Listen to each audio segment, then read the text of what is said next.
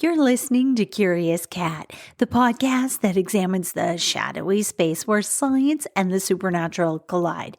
I'm your host, Jennifer Hodes. Join me every week as I explore what it means to be a soul in a meat suit. Welcome to Curious Cat.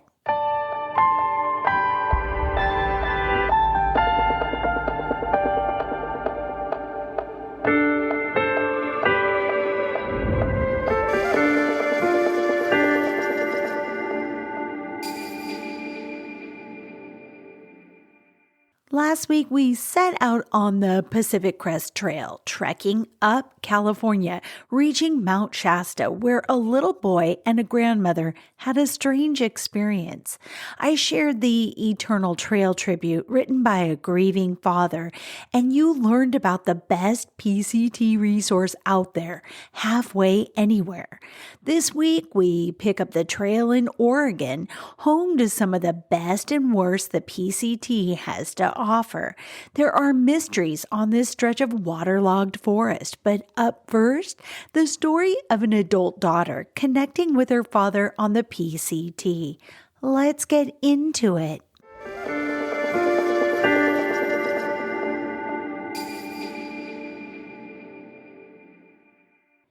From Bend magazine, writer Jess McCombs writes this: in the thru hiking community, Oregon gets a bad rap. Nicknamed the Green Tunnel by Pacific Crest Trail hikers, Oregon is known for having repetitive, wooded scenery and hordes of mosquitoes.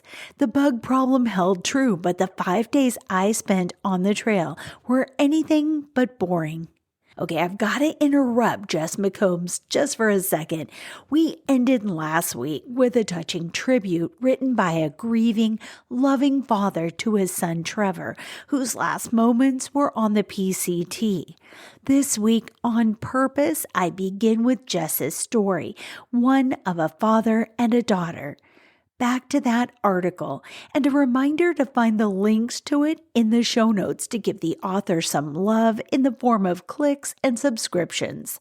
McCombs writes, my dad had been dreaming of thru hiking the entire PCT for years, but I had never shared his dream.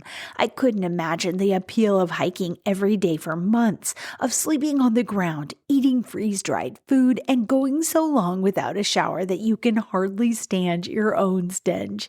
When my dad shared photos and stories from his thru hike adventure each summer, I would just shake my head and smile in amusement at his overgrown beard, dirt-caked legs, and dorky trail lingo.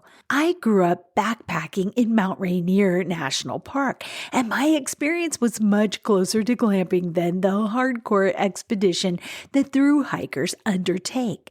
My sister and I would carry tiny backpacks for our clothes, and our parents would Sherpa the rest. We'd hike a few miles in, us kids whining and dragging our heels, and my dad hiding gummy worms on the trail to keep us going. We'd camp at a lake or beside a little alpine stream, and my sister and I would spend all evening catching frogs. Dinner was always mac and cheese with Oreos for dessert. Mornings came with hot chocolate and blueberry bagels. Until this summer, I was unaccustomed to the type of camping that comes without glitz, glamour, and gummy worms, and until a few months ago, I was uninterested in learning.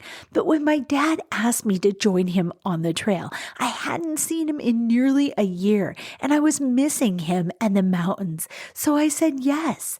Leading up to the trip, I regretted my burst of bravery, but I was too embarrassed to quit. So on the 1st of July, my dad and I set off from Six Lakes Trailhead with 25-pound backpacks weighted down by tents, trail mix, and freeze-dried food. For the next few days, I was destined to discover the hiker trash lifestyle, a term of endearment in the thru hiking community, and a way of being that my dad proudly subscribes to. I would eat strange meals, wear the same outfit every day, and collect a layer of DEET and dirt on my unwashed skin. Day 1, 15 miles from Six Lakes Trailhead to Elk Lake. On the first day, we bushwhacked over fallen trees and made our way through burn areas. The bugs were thick in the air, and I was failing to find beauty in my stark surroundings. For the first 6 miles, I battled the question that had been in my head all week. Why am I doing this? But around noon, when we plopped down to eat lunch on a plot of burned dirt a few feet off the trail, I noticed the silence for the first time. The perfect head-clearing silence of the trail. I was accountable to no one and responsible for nothing but putting one foot in front of the other and pitching my tent at the end of the night.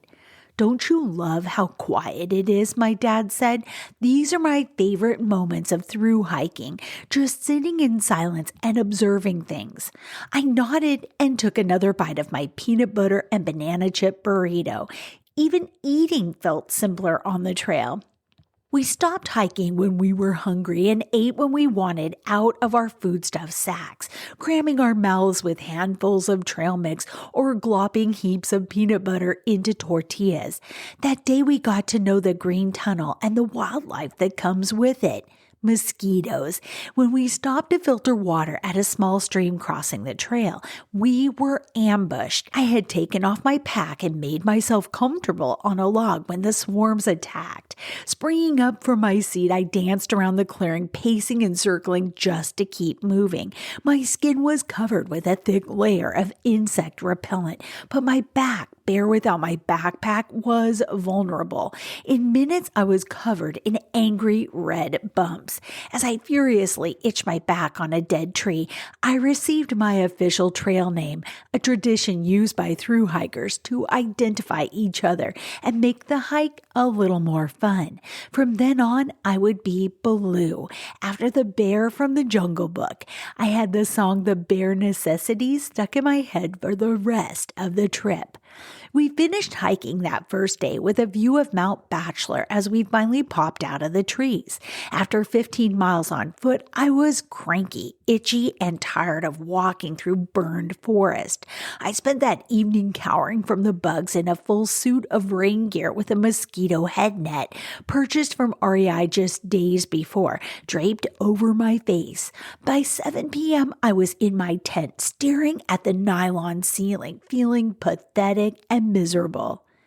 Day 2, 13.73 miles around the backside of South Sister to the backside of Middle Sister. On the first day, I was bored, trudging through a tunnel of trees just a few miles from Cascade Lakes Highway. It felt too close to home, and when I turned my phone off airplane mode that night, I discovered I still had service. I could feel the tug of emails and tasks nagging at me to get done. But day 2 took us into the wild. We were into the mountains and off of dry ground as we trekked across snowfields at the base of South Sister. We lost the trail frequently as it disappeared below the snowpack into the forest, and my dad had to redirect us back on track every few minutes with his far-out GPS app, the lifeline of our trip. When we grew tired of checking our location on the phone every few minutes, we decided to place full faith in the faint footprints in the snow. When the footprints kept leading us straight back to the trail, we named the owners of the prints Smart People. We met the Smart People a few miles later and ended up setting up camp within earshot of them, a certain comfort when you're in the middle of the woods. The bugs at campsite number 2 proved to be even worse than the night before, so I retreated to my tent for the evening. Our campsite that night was by far the most scenic, and I pitched my tent without the rain fly so I could peer out at the 3 sisters and the husband glowing pink as the sunset. I honestly don't remember the last time I had this little to do, I said as I stared at the mountains. We were far from service, and that day I had felt the relief of being truly detached. The only thing on the agenda for the rest of the night was to eat and sleep. "Isn't it glorious?" my dad said, and I smiled. "Yeah, it's pretty amazing." As we prepared dinner that evening, we met Ducky, the only PCT thru hiker I would encounter on my trip. He had followed our tracks to find the trail, leading him right to our tent site. Averaging 30 miles a day, he was soon far ahead of us, and we became his #1 fans as we followed his footprints for the rest of the trip. Day 3, 12.36 miles around the Middle and North Sister and over Opie-Dildock Pass. Night 2 was freezing and the trail had transformed into a treacherous ice rink the next morning. Hiking was slow going and we traversed the snow-covered slopes cautiously. I had forgotten my trekking poles at home, so we were sharing my dad's pair, white-knuckling the handles and kicking our feet into the hill for stability. "That's what dads are for," my dad said, when I asked if he was sure he didn't need both poles. We barely laid eyes on the trail all day, and 12 miles felt like 20, with all of the detours and retracing our steps. Our only solace was our friend Ducky and the footprints he left in the snow for us to follow. "Look, Ducky prints," I would call out each time I saw the distinct duck-like outline of his hiking shoes that we surmised earned him his trail name. In the afternoon, we reached dry ground and began the ascent up Opie-Dildock Pass. The trail faded from a distinct dirt path into a faint groove in a field of craggy lava rocks. Dramatic switchbacks were etched into the steep wall of rock. While I huffed and puffed to the top, the narrow rock canyon opened up to a stunning view of North Sister. We had been so focused on finding the trail all day, I had almost lost sight of the majesty surrounding us. But standing on an endless lava field, the Three Sisters looming grand and quiet above me, I was reminded how small we are on this earth. My problems and stress has shrunk to nothing, and it was just so quiet. When we descended over the other side of the pass, the trail vanished under a snowdrift and my moment of perspective along with it. We followed along the groove of the drift towards the wall of lava ahead, assuming the trail was below us. But when we reached the wall, there was no trace of the trail. There was only one reasonable route: down. I boot skied the first snowfield, a steep slope with a big cornice at the top. My dad sat and sledded down on nothing but his shorts and skin. At the second snowfield, he was complaining about a snow rash, and I had a brilliant idea. My eyes glinted mischievously as I pointed to the foam sleeping pad strapped to our backs. Seconds later, we were screaming and sliding on our makeshift sleds.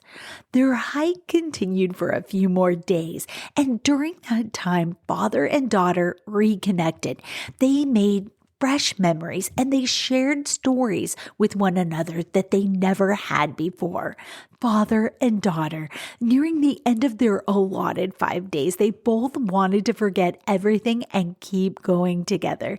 They marveled at the quality of life available when we unplug and reconnect with nature. I hope you take time over a cup of coffee to click on the link and read about all 5 days. Really savor it. It's inspiring and magical. When I first got the itch to explore the Pacific Crest Trail with you here, I didn't understand why. But it's clear we need this now to unplug from the noise and reconnect with people and animals and plants and mountains to real souls and spirits. That is the path to healing, one step at a time. If you missed last week's episode, welcome to the trail. There's no need to jump backward on your timeline, though. Here's a super quick recap of the Pacific Crest Trail from strangeoutdoors.com. As always, you'll find links to their in-depth article in the show notes. Here's the recap. The Pacific Crest Trail is roughly 2,653 miles and aligns roughly with the Sierra Nevada and Cascade mountain ranges with a north-south orientation. elevation. The trail's southern end is just south of Campo, California, by the U.S. border with Mexico, and its northern terminus is on the Canadian-U.S. border on the edge of Manning Park in British Columbia. The trail ranges in elevation from just above sea level at the Oregon-Washington border to 13,153 feet at Forester Pass in the Sierra Nevada. The route passes through 25 national forests and 7 national parks. Its midpoint is near Chester, California, near Mount Lassen, where the Sierra and Cascade Mountain ranges meet. It was designated a National Scenic Trail in 1968, although it was not officially completed until 1993.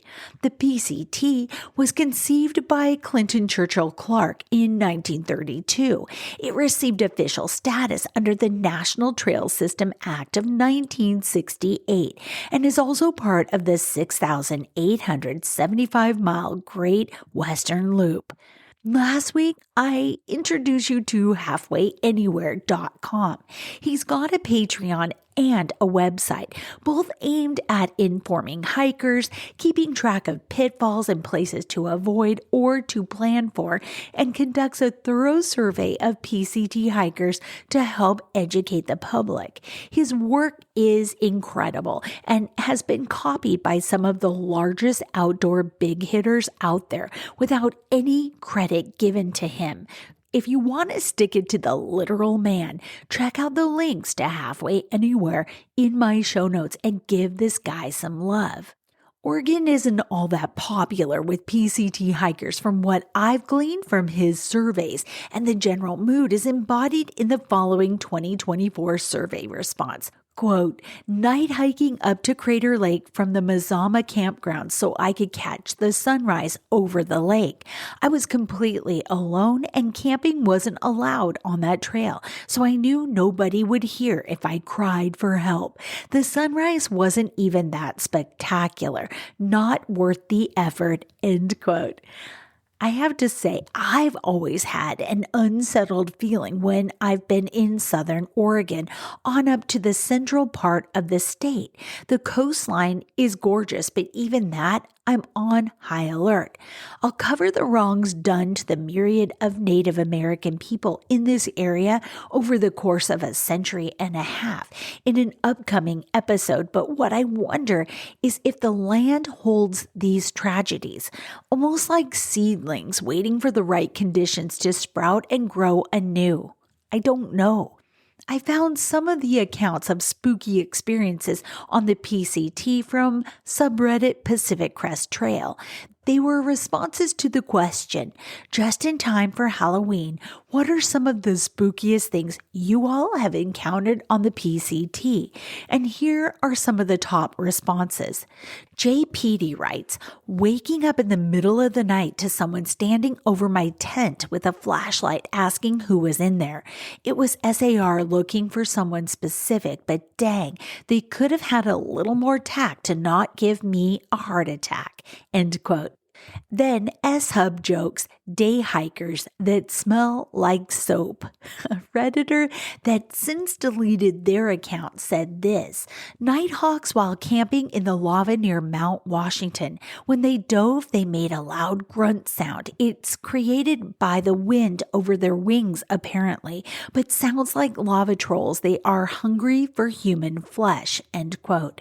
Mental Hold 5281 had this ominous response, quote, you don't want to know and I can't even finish my comment. Sorry. Stay safe out there. A lot more out there than you would want to believe. Never went back out on the trail after that. Probably never will. Surviving that incident is impacting me in ways I never thought possible. I will always listen to my gut feeling now and hope all of you do the same. If something doesn't feel right, it isn't, end quote. Others commented squatches, as in Sasquatches for you uninitiated out there, glowing eyes staring back at me from the forest while I'm night hiking. Others said night hikers are the real spooky folks. Another deleted account said this, and I like their self-deprecating humor. They must be some of my Riley kin. They wrote this: "One time I thought for sure something was taking heavy plodding steps around our camp. It was the sound of my own heartbeat in my ears. That was pretty scary when I realized what an idiot I am." End quote. Kinky Kankles responded to the question with this, quote, "The big mama hawk that swooped at me and tried to claw me with her talons as I hiked past her nest at dawn. With my pole ready, I was able to swing and scare her off, but it definitely spooked me. To make matters worse, it was dusk and I was hiking through a burn zone, adding to the spooky levels." End quote. And SB Hike said this: "Not spooky, but the PCT haunted me after I got off the trail. I had to go back, like getting back together with an abusive partner." End quote. Specific to the Oregon part of the PCT, I found this conversation about Benson Plateau from OregonHikers.org unnerving. By the way, Benson Plateau is a stone's throw from the Washington-Oregon border and the legendary Bridge of the Gods. I covered the lore and legends from this area in a Cascadia episode. If you happen to miss it, find links in the show notes. It's the home of She Who Watches. But back to the Benson Plateau. Mr. Eha writes, "This is going to sound kind of weird, but I was on Benson Plateau earlier this week and I ran into this spot on the PCT that just gave me the worst vibe. It was on the north side of the plateau, just before the trail starts to really lose elevation. It was past the junction with the Benson Way Trail, but before Tea Kettle Spring. There were 2 campsites on the east side of the trail, and as I got close to them, I got this intense feeling like I was being watched. I had been wanting to stop and rest for a minute to drink some water, so I stopped at the campsites and sat for a bit, and the feeling never went away. I noticed that it was absolutely silent there too. No birds, no squirrels, any of it. I had been thinking about eating some lunch, but after a few minutes, it unnerved me so much that I moved on. I kept feeling like someone was watching me as I walked down the trail, but after about 5 minutes, it went away and I started hearing birds sing again. I'm not one to get spooked in the woods normally. I love being in the forest and I usually get nothing but good feelings in it. I just wondered if there was some history to this spot or if anyone else had noticed anything there, or maybe it was a bear or cougar that was watching me and that's why the other animals were so quiet. It was a strange experience and it struck me. You could not have paid me to stay at those campsites." Texas BB responded to their story. "You're not the first to report creepy feelings up there. The place always feels on edge to me, like something's about to happen. My theory is that it reminds us of so many places we've seen in LOTR-ish movies and such. The open forest, the shady darkness, the sounds attenuated by so much moss and duff, and often fog. It all works to pull up memories. The sunny days don't give me as strong of feelings. I love the foggy days up there." End quote. Adams PDX wrote this in response: "Yeah, you're not the only one. Most times I love the plateau. Sometimes though, in some spots, it feels pretty weird. Last time my husband and I were up there, we stopped for a bit beside the trail and I was kind of done for the day, but he wanted to find the perfect campsite.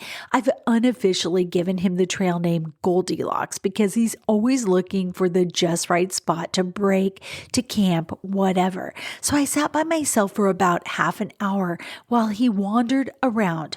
I both day hike and overnight on my own, and I've long since lost that creepy feeling I used to get sleeping in a tent at night, thinking every noise is a bear. But I got a little weirded out that time, I confess. Was glad when my husband returned. We went a a little ways down the trail and suddenly everything felt fine. I think Texas BB is onto something with the open forest and attenuated sounds, but it's much more fun to wonder about what those shepherds got up to on the plateau years back. Maybe some fun ghost stories to share around the campfire." End quote. We are nearing the Oregon border with Washington, and Heather Cyrus documented her PCT hike, writing this: "Over the next 4 miles, the PCT drops nearly 3,000 feet. My book likened the descent down to the Columbia River to the Grand Canyon descent to the Colorado River, explaining that it is equal distance. Before I started heading down, I didn't think that was possible, but now I know it is. It was truly one of the toughest sections in the entire state of Oregon. Seeing my first glimpse of the Columbia River was emotional. The finish line was now in sight. I felt giddy, sad, overwhelmed, and proud all at once, and it was a long way down. It was tough on the knees, but when we passed some hikers going up, I was grateful for my northerly direction. I can't imagine hiking up. I played around with using my trekking poles, but they made me feel clumsy and slow. It's hard to switch to using them after not for 5 weeks." She shares the story of the rest of that descent, her final trail tuna wrap, her sore knees, and dreaming of the beer she will later order at the brewery on her excellent website. Give it a read with the show notes link, please. Heather writes this though: "The final 2 miles felt really long, and I looked at my PCT half miles app continuously, but at least they were flat and the trail was lined with blackberries. Seeing the road that leads to Cascade Locks, my smile was big. Someone left a trail magic box, but it was full of weird stuff and I wouldn't be needing trail magic for a while. It didn't take long to have Bridge of the Gods pop into view, and my finish line was right in front of me." End quote. Well, we've made it to Washington State. Before I close, islands.com has a great article, which I've linked to in the show notes, about the horrifying reasons hikers vanish from the PCT and how not to be among the missing. Mina Elwell writes this, quote, "For 25-year-old David O'Sullivan, the Pacific Crest Trail was a dream. He spent a full year working in his home country of Ireland to save up enough funds to travel to Campo, California on the Mexican border and through hike all the way to Canada. This remote route is 2,650 miles, takes most people around 5 months to complete, and leads hikers through deserts, forest, and mountain peaks with all types of weather. Tragically, some travelers like O'Sullivan never make it home. The thing that makes the PCT such an alluring journey for some is the same thing that makes it so likely for hikers to go missing. It's a very long route through the wilderness. Sometimes hikers have to endure desert heat and mountain snow on the same day. Extreme weather conditions, wildfire, altitude sickness, stream crossings, wrong turns, sheer drops, hungry animals, suspicious and unpredictable people, and technology failures can all be extremely dangerous to hikers on the trail. On such a long route, it can be extremely hard for rescuers to find someone in danger in time, particularly if they are off the most popular trails. In some cases, they are never found. If you fear that your loved one has gone missing on the PCT, call 911 immediately. You can report threats to hikers through the USDA Forest Service. For more advice, visit the Pacific Crest Trail Association or contact them at area code 916-285-1846. Many hikers attempt the PCT every year, and the vast majority of them survive, either completing the trail or heading to safety when something goes wrong. There are some trails that are only for experienced hikers, but on PCT, the issue is not always a lack of experience. 15 through hikers have been confirmed dead on PCT since 1983, but others seem to have simply disappeared into the wilderness, leaving nothing but last messages and abandoned backpacks behind. Hikers like 28-year-old Chris Sylvia, who vanished in 2015, the day before he was supposed to be picked up by a friend, leaving all of his hiking gear behind. And then there's Chris Fowler, a 34-year-old hiker who had made it all the way to Washington State before going missing in 2016, remain missing, as does O'Sullivan. Their disappearances continue to haunt fellow hikers, park rangers, and their families and friends. While we may never know exactly what happened to those lost hikers, the confirmed deaths on the trail can give us some idea. Some hikers like Gerald Duran and Jody Zatchik in 1983, Trevor Lair in 2020, and more in between suffered deadly falls. Others like Rika Morita and Chao Wang, who traveled all the way from Japan and China respectively to hike the trail, drowned in creeks and rivers they had to cross during their trek. Others have succumbed to heat stroke, and in 2022, Maddie McGee died from altitude sickness while hiking the PCT. It's unavoidable. If you attempt to spend 5 months living in the wilderness and attempting to cross the U.S. on foot, you're going to be at risk. However, there are some things you can do to make the journey a little safer. If you're planning to hike the PCT starting in Mexico, then you should try to leave mid-April to give yourself time before snow falls on the north part of the trail. Similarly, if you're leaving from Canada, you should wait until the end of June. In an interview with Hudson Library and Historical Society, Andrea Langford, a park ranger who has dedicated herself to finding the missing hikers from PCT, warned, quote, "For safety reasons, maybe accept that you won't be able to hike from A to B. Be willing to skip sections. You know you can live another day and go back and hike the Sierra," end quote. The National Park Service recommends wearing bright colors when you're out in nature so you can be easily spotted by search and rescue teams. If you're planning to hike alone, review the safety tips. Always have an emergency contact at home and make sure to check in often with friends and family. While you may have to deviate from your plan for safety, never change plans on a whim. Make sure that your family has your planned route, estimated arrival times at various towns along the way. End quote. Again, be sure to click on the link in the show notes and subscribe to islands.com. It's full of great travel information. Next week is Halloween. I'll share the origins of the American Halloween holiday with you as a sort of 0 day or 7 0 days in a row. And then we are on to Washington State. I know these trails well, almost as well as I'm coming to know Colorado's. You won't want to miss the miles. Until then, stay curious. I love you.